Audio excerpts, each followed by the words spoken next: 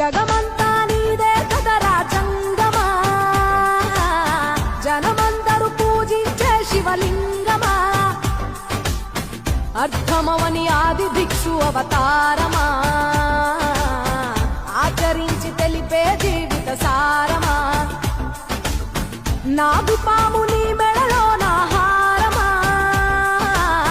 నరులనెప్పుడు దాచే చెడు సంహారమా, తలన గంగ ఉన్న తీరని దాహమా,